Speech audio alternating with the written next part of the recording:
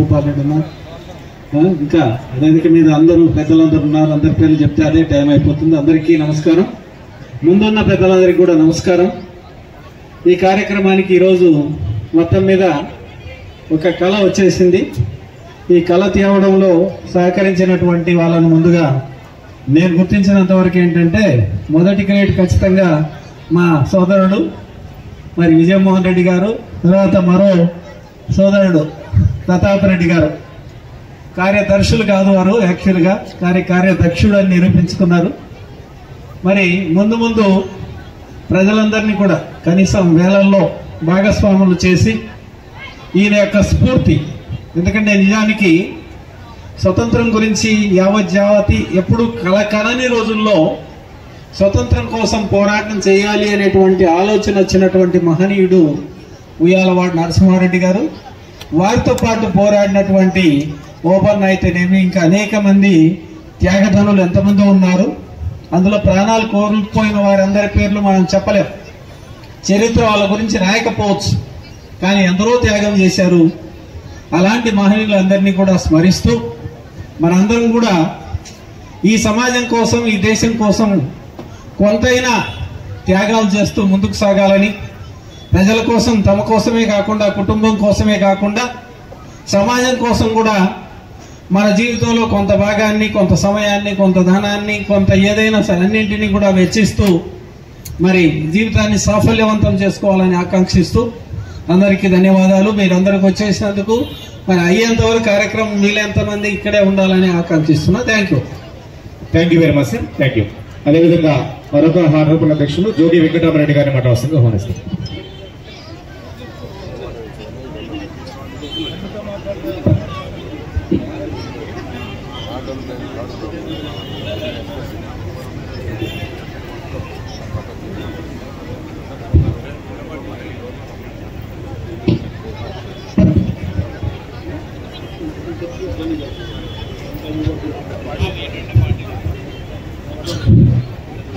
శ్రీ ఉయ్యాలవాడ నరసింహారెడ్డి సేవా సమితి ఆహ్వానం మేరకు చేసిన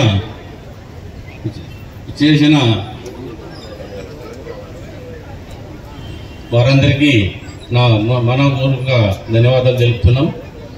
అలాగే మా ఆహ్వానాన్ని మన్నించి వివిధ కాలనీ నుంచి వచ్చిన మన మిత్రులు వాళ్ళందరికీ నా ధన్యవాదాలు తెలుపుతున్నాం.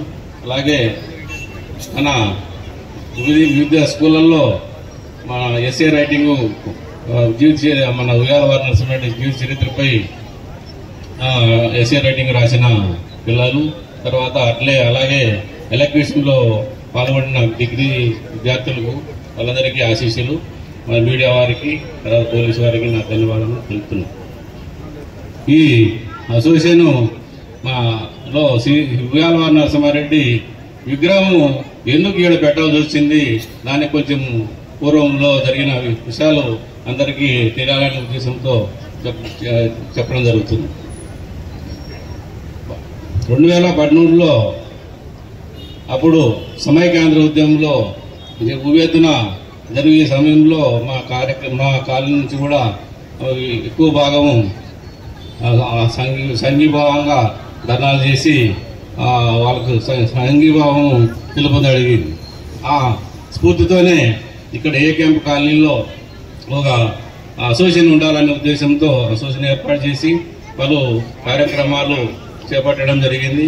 అప్పటి ఎమ్మెల్యే గారు శ్రీ ఎస్వి మోహన్ రెడ్డి సహకారంతో మా కాలనీ చాలా అభివృద్ధి చెందింది.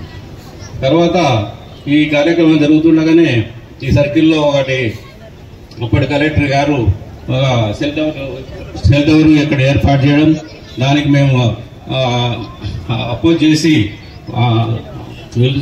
సెల్ టవర్ ఏర్పాటు కాకుండా చేశాం.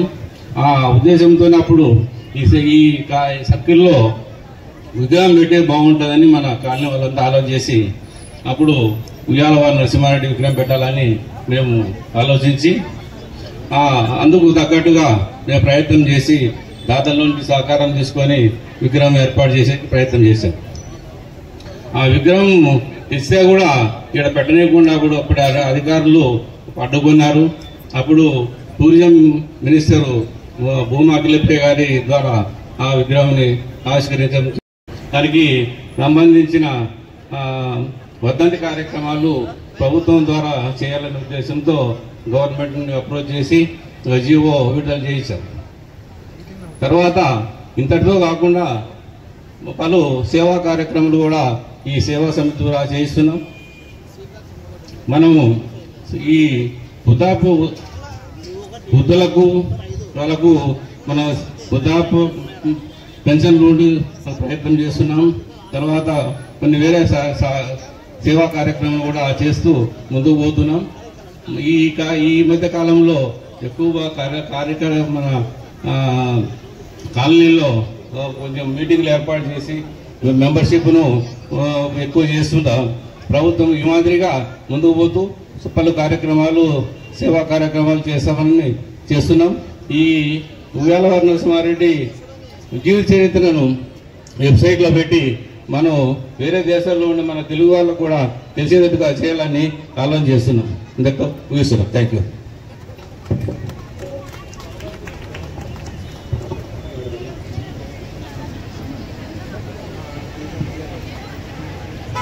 కేవీ సుబ్బారెడ్డి కాలేజీ నుంచి యజ్ఞసాయిరెడ్డి ఒక మంచి ఉయ్యాలవాడ నరసింహారెడ్డి గురించి విషయాలు తెలియజేస్తారు. బాబు రెడీగా ఉన్నారా? ఇచ్చారు. వాళ్ళలో యజ్ఞసాయిరెడ్డి కూడా ఒకరు. యజ్ఞసాయిరెడ్డి అక్కడ మనం మాట్లాడినప్పుడు కేవీ సుబ్బారెడ్డి కాలేజీలో మాట్లాడినప్పుడు గూస్ బంప్స్ అంటే ఒక రకంగా కళ్ళ మీద నీళ్ళు వచ్చే అబ్బాయి మాట్లాడుతుంటే, సో ఆ అబ్బాయి ఒక 2 నిమిషాలు మాట్లాడాల్సిందిగా కోరుతున్నాం.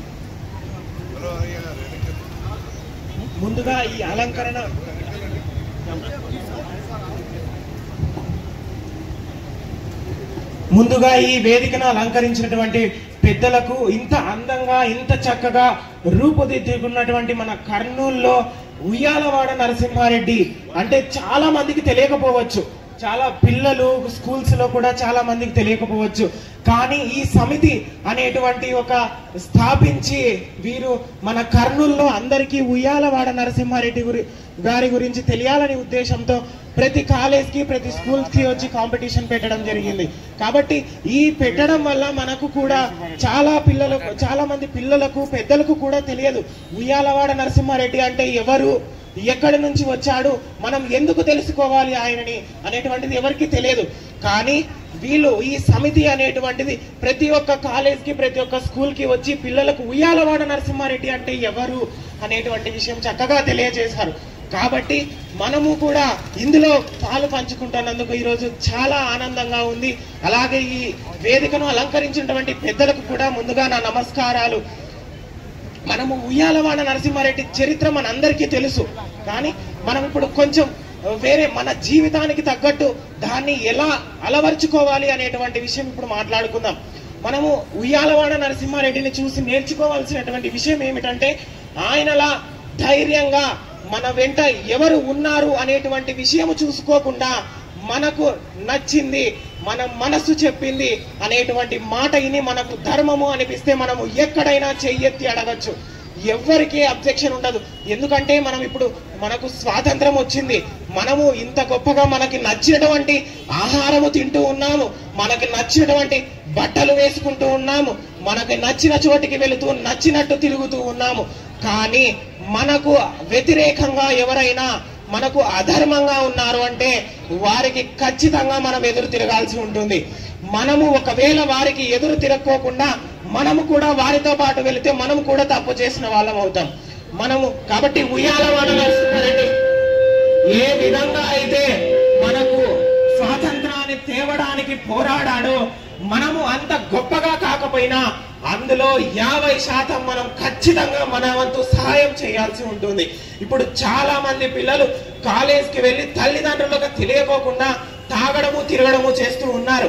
మనకి ముందుగా కావలసినటువంటిది తల్లి తండ్రి కొడుకుకి ఏమి చెప్తున్నాము, మనము ఏమి నేర్పిస్తున్నాము అనేటువంటి విషయము తల్లి తండ్రి ఆలోచించి కొడుకులకు నేర్పియాల్సి ఉంటుంది. ఎందుకంటే మొక్కై వంగనది మానై వంగున అని అంటారు పెద్దలు. ఎందుకు అనంటే మనము మన కొడుకు చిన్నగా ఉన్నప్పటి నుంచే తీర్చిదిద్దుకోలేకపోతే అతను పెద్దగా అయినాక మారడు. దేవుడొచ్చి చెప్పినా మారడు. మనకుండేది ఒక్క జీవితమే, తాగి ఆనందిద్దాము, తందనాలు ఆడదాము, ఇది కాదు.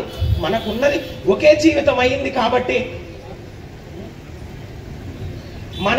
మనకున్నటువంటి ఈ జీవితం మన దగ్గర చెడుగా చెప్పినా పక్క వారి దగ్గర మంచిగా మాట్లాడుకునే విధంగా మనం నడుచుకోవాలి. మనకు నచ్చినట్టు ఉంటూ పక్కవాడికి నచ్చేటట్టు మనం ప్రయత్నించాలి. కాబట్టి మనము కూడా ఉయ్యాలవాడ నరసింహారెడ్డిని మనం ఆదర్శంగా తీసుకొని ఆయనలా కాకపోయినా అందులో 50% మనము కూడా ఏదైనా సహాయం చేయాలి ఇతరులకి అనేటువంటి సంకల్పం ప్రతి ఒక్కరు పెట్టుకోవాల్సినటువంటిది. ఈ కాలంలో చాలా మంది పిల్లలకు ఇలాంటి గొప్ప గొప్ప విషయాలు తెలియదు. కనీసం ఎందుకు మన భగవద్గీత అంటే ఏమిటో తెలియదు, రామాయణం అంటే ఏమిటో తెలియదు, భాగవతం అంటే ఏమిటో తెలియదు. కాబట్టి మన పిల్లలకు కూడా ముందు మనకు భక్తి ఉంటేనే ధైర్యం వస్తుంది, ధైర్యం వల్ల చదువు వస్తుంది, చదువు ఉంటే ఉద్యోగం వస్తుంది, ఉద్యోగం ఉంటే ఎవరైనా కానీ పిల్లనిచ్చి మన కొడుకు కూడా పెళ్లి చేసుకుంటారు. కాబట్టి ఈ గొప్ప అవకాశాన్ని నాకు ఇచ్చినటువంటి ఈ